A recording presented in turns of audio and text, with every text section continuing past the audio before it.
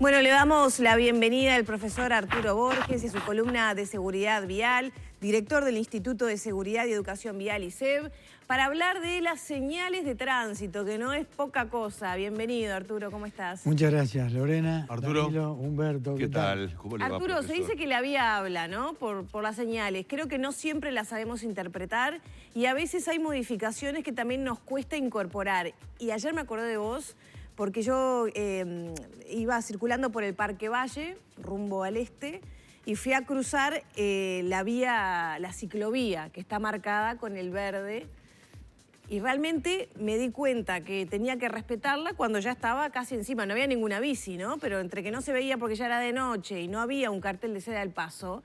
Y ahí me acordé y pensé, alguien que no haya escuchado lo de Arturo Borges, ni siquiera sabíamos que eso funciona como una cebra, ¿no? Porque es distinta, es una raya verde con un punteado blanco. Exactamente, sí. Antes que nada, bueno, buenos días. Sí, el tema de las señales a veces no es bien entendido por aquellos actores o por todos los actores o la mayoría de los que estamos en el tránsito. Y es un tema que muchas veces produce grandes desastres, no entender lo que significa la señalización vial, que lo primero que hace es darnos eficacia, comodidad y seguridad de circulación. Imagínate una ciudad sin señalización. Sí, como cuando llueve intensamente y no hay semáforos, ¿no? Que uno queda como en ese desconcierto de quién respeta, quién sigue. En esta vía que es preferencial se respeta a la derecha, ¿no?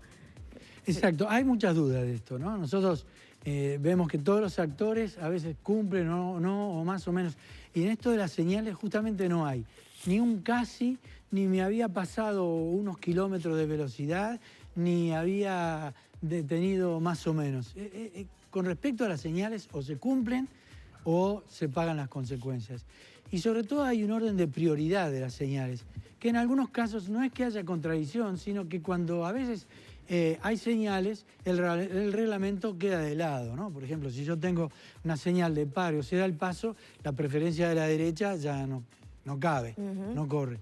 Pero dentro de esas prioridades, que a veces tenemos consultas por dudas que tiene la gente, tenemos que establecer que dentro de esas prioridades, la primera en una escala de importancia es aquella que marca una barrera, es decir, la imposibilidad de seguir. Aunque nosotros estemos en una vía que lo podamos hacer, bueno, quizás en este caso tenemos unas imágenes que nos van a mostrar a un peatón que frente a la barrera omite la disposición ciudadana de ir hasta la esquina, saltea la barrera, se le pregunta del otro lado, ¿vio la señal que le decía a usted como peatón que no podía cruzar aquí?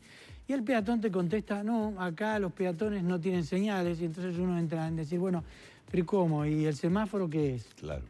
Y tiene una señal. Lo que sucede es que el peatón no está acostumbrado, primero porque a lo mejor no conoce las señales, no las toma en cuenta, y esta persona quiebra todo el sistema. Entonces muchas veces, empecemos por esto, el peatón reconoce que hay un reglamento, reconoce el peatón que hay una postura ciudadana y un deber ciudadano de cumplir con una reglamentación. A veces, como desde la escuela no nos han enseñado muy bien que las señales tienen también un recurso que es hacia el peatón para hacerlo o ponerlo en seguridad, nosotros seguimos creyendo de que, bueno, uno puede hacer, dentro de esa libertad de circulación que tenemos, la podemos también ejercer en el tránsito. Y en el tránsito la libertad de circulación está restringida. En primera instancia, por las señales. La primera que hay que respetar es esta que mostramos recién, que es la barrera. La segunda, en orden de prioridad, es la indicación que un agente del tránsito, una autoridad, pueda en ese momento indicarnos algo que podemos hacer o no hacer. O sea que después de la barrera tenemos la información del inspector que puede cambiar todas las disposiciones que hay en ese momento, inclusive las reglamentarias, en función de una necesidad o imperiosa necesidad o alguna situación en el tránsito. Después de esta señal, que son las señales manuales, que también antes nosotros teníamos el varita en los viejos tiempos y la gente estaba acostumbrada a ver lo que sucedía con un individuo en la mitad de un cruce, cómo organizaba el tránsito. Hay otras señales que siguen en orden. Después de esta señal está la del semáforo. El semáforo es una señal, un elemento electromecánico, evidentemente que tenemos que entender lo que es la luz verde, la amarilla, la roja, esto será después para otro tema, y está en un tercer lugar. Después de estas señales están estas otras, que son señales verticales que pueden estar bien puestos en una columna o a lo mejor pueden ser señales horizontales ubicadas en el piso. Las señales verticales tienen prioridad sobre las que están en el piso. Muchas veces las que están en el piso se pueden borrar, se pueden quitar, no se pueden distinguir muy bien en la noche, en la nocturnidad, y estas señales tienen una importancia. Este primer grupo, que son señales prescriptivas, estas son a cumplir a rajatabla o pago las consecuencias. Esto no es un más o menos. Cuando yo enfrento una señal de este tipo, del color rojo, con la orla roja del fondo blanco, allí me está indicando algo que debo hacer o que no debo hacer.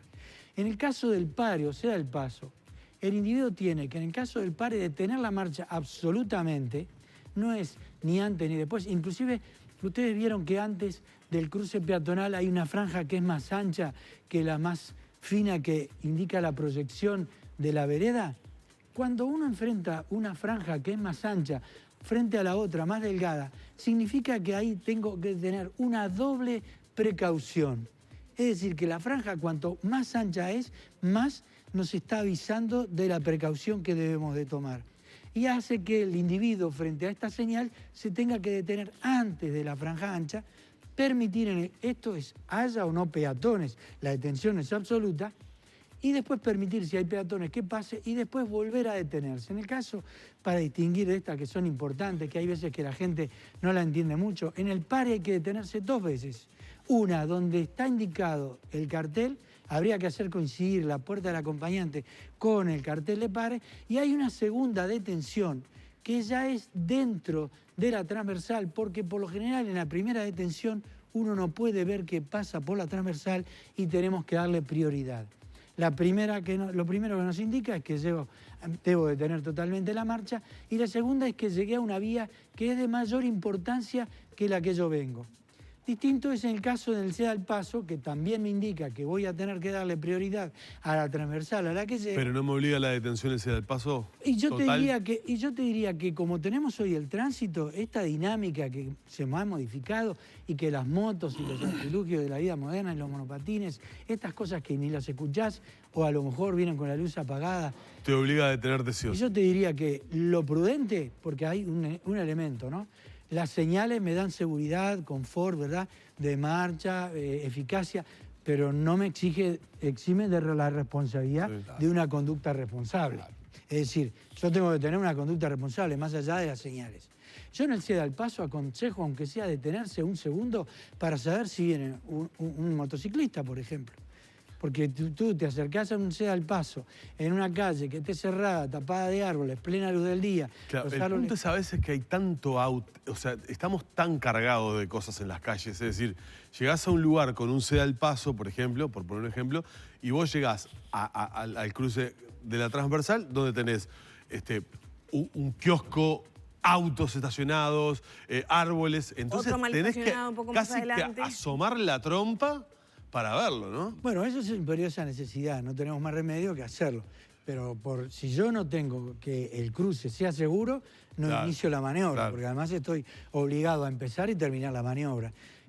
Dentro de esas mismas señales hay una diferencia que es la E con una sola franja de izquierda a derecha, que en la ciudad, por el Digesto Municipal 424.3, nos permite una detención momentánea hasta 3 minutos. 3 minutos. Para que alguien baje. Pero ¿qué sucede? No puedo abandonar la postura de conductor.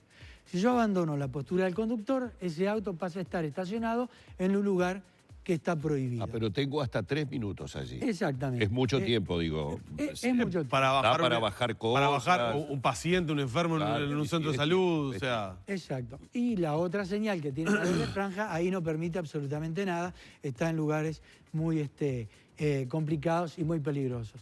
El segundo grupo, que tiene una doble función, son señales que al individuo le advierten de un peligro próximo, que en la vía a lo mejor está todavía oculto a su visibilidad. Es decir, todavía... Anticipa algo. Exacto. Entonces, ¿pero qué sucede? Ya antes, a partir de que la vemos, como todas las señales, la gente nos dice, bueno, ¿y a partir de cuándo yo tengo que obedecerla? A partir de que yo tomo contacto visual con la señal, ya tengo que empezar a aplicar alguna estrategia, reducir la velocidad, porque hay algo que en la marcha, en el sentido que voy, se va a modificar.